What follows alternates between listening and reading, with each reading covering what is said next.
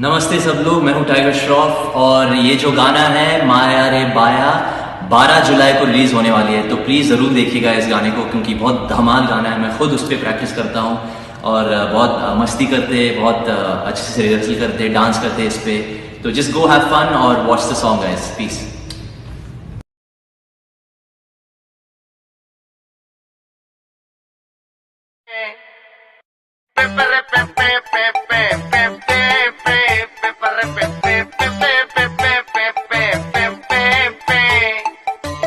फुर्सत रे ऊपर वाला बनेइथिला नारी,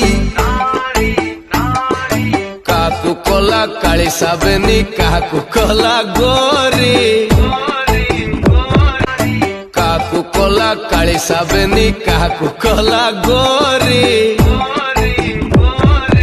फुर्सत रे ऊपर वाला बनेइथिला नारी, काकू कोला काली साबनी काकू कोला गोरी।